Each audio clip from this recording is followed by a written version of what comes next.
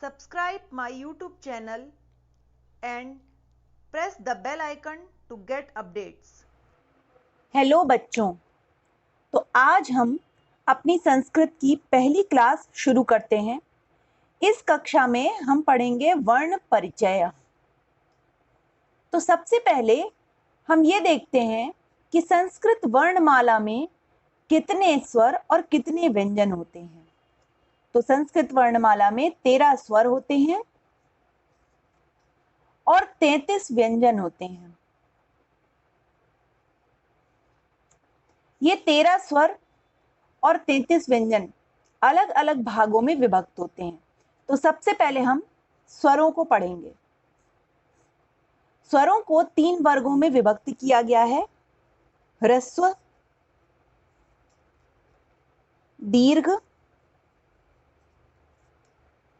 और संयुक्त।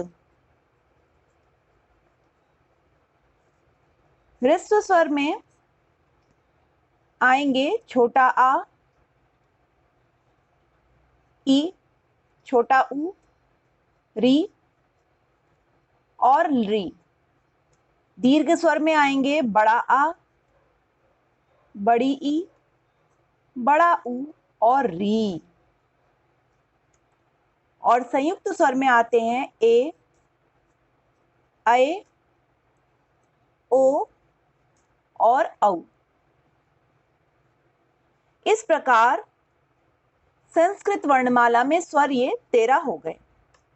अब इसके बाद हम पढ़ेंगे व्यंजन, जो कि 33 हैं, वो किस प्रकार अलग अलग भागों में विभक्त हैं।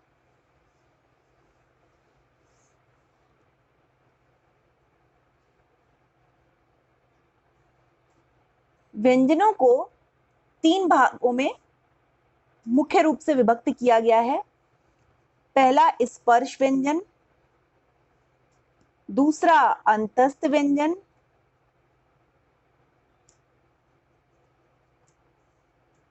तीसरा ऊष्म व्यंजन। अब इन तीनों के अतिरिक्त एक और है जिसको बोलते हैं अयोगवाह। अयोगवाह के 2 प्रकार होते हैं, पहला अनुस्वार, दूसरा विसर्ग।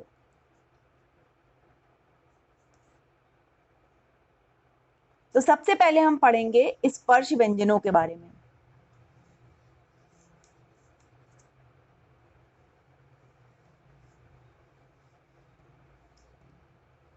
तो स्पर्श व्यंजन निम्न प्रकार से होते हैं। इसको क वर्ग, च वर्ग, ट वर्ग, त वर्ग, प वर्ग, इस प्रकार इन वर्गों में विभक्त किया गया है। अब क वर्ग में कौन कौन से आते हैं, च वर्ग में, ट वर्ग में कौन कौन से व्यंजन आते हैं, ये देख लेते हैं। क वर्ग में आता है क, ख, ग, घ, ङ।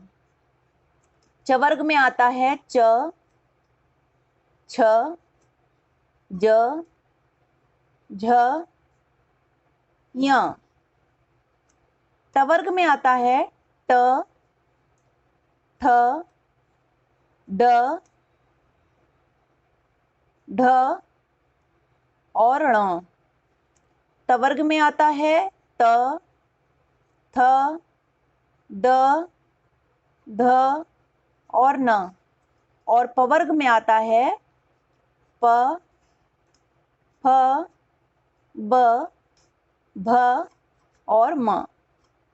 ये सभी व्यंजन आधे हैं, इन सब में हलंत लगा हुआ है। कोई भी व्यंजन बिना स्वर के कोई भी प्रकार से शब्द नहीं बना सकता, क्योंकि वो आधा होता है। अब आगे हम पढ़ेंगे, ये है हमारे स्पर्श व्यंजन। अब इसके बाद हम पढ़ेंगे अंतस्थ व्यंजनों के बारे में। अंतस्थ व्यंजन। अंतस्थ व्यंजन कौन कौन से होते हैं? अंतस्थ व्यंजन होते हैं य, र, ल और व। अब आता है ऊष्म व्यंजन।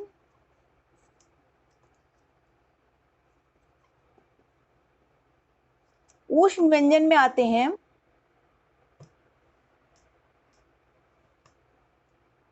श, श, स और ह। और अयोग वाह हमने पहले पढ़ा था। अयोग वाह दो होते हैं, अनुस्वार जो कि एक बिंदु के रूप में होता है, और विसर्ग।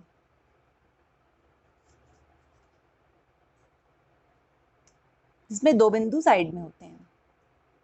तो इस प्रकार हमने पढ़ा कि 33 व्यंजन कितने प्रकार से और कैसे किन किन वर्गों में विभक्त हैं। अब सभी व्यंजन मूल रूप से हलंत होते हैं। जब उनमें कोई भी स्वर मिलता है तो हल का चिन्ह लुप्त हो जाता है। कैसे, ये मैं आपको दिखाती। जैसे क है, क आधा है, मूल रूप में ये व्यंजन आधा है, इसमें हल का निशान लगा हुआ है। जब इसमें हम कोई भी स्वर ऐड करते हैं, जैसे मान लीजिए का में छोटा आ ऐड किया, तो क्या बनेगा? पूर्ण का, क्योंकि छोटे आ की कोई मात्रा नहीं होती है, बस वो पूर्ण करता है व्यंजन को, इसलिए ये बन जाएगा। अब अगर इसमें हम बड़ा आ ऐड करें,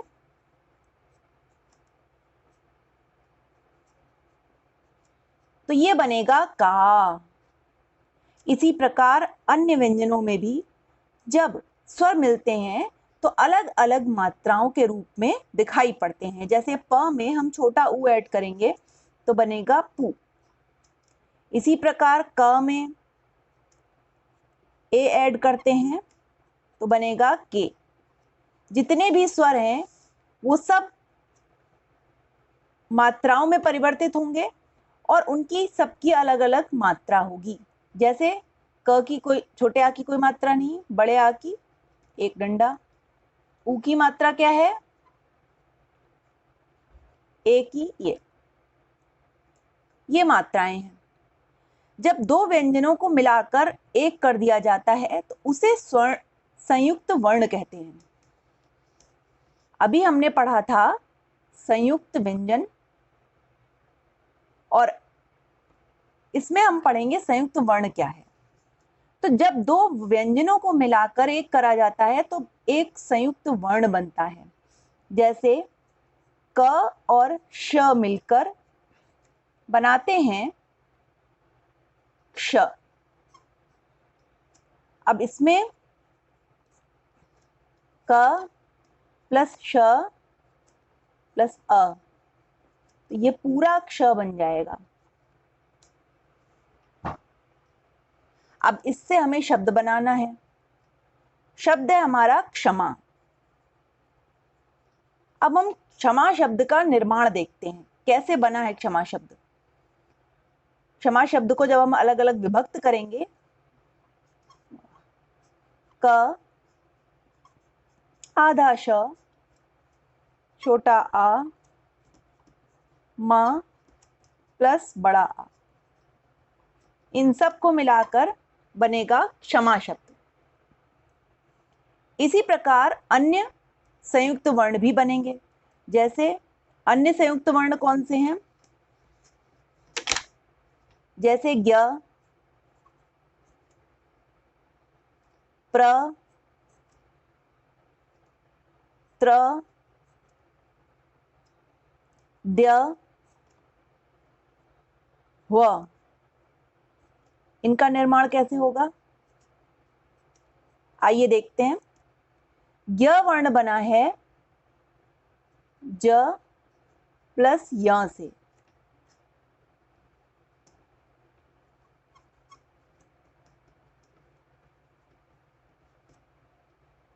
प्र बना है प प्लस र से।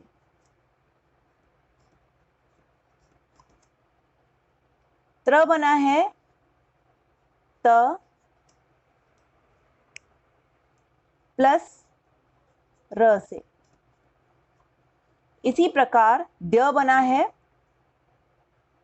द प्लस य प्लस आ, और अब बनेगा व, जो कि बना है आधा ह आधा व प्लस अ। तो इस प्रकार हमने ये पढ़ा कि कैसे संयुक्त वर्णों का निर्माण होता है। अब इन संयुक्त वर्णों से कैसे शब्द बनते हैं ये भी देख लेते हैं। ज्ञा से क्या शब्द बनेगा? ज्ञा से शब्द हम जानते हैं, बड़ा विख्यात शब्द है ज्ञानी। प्र से प्रगति, त्र से त्रिशूल, द से विद्यालय,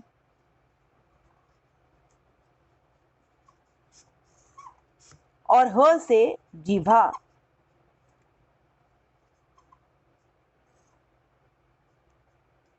तो ये थे हमारे संयुक्त वर्ण से बने हुए शब्द। तो आज की क्लास यहीं खत्म करते हैं। ओके बाय, कल फिर मिलते हैं।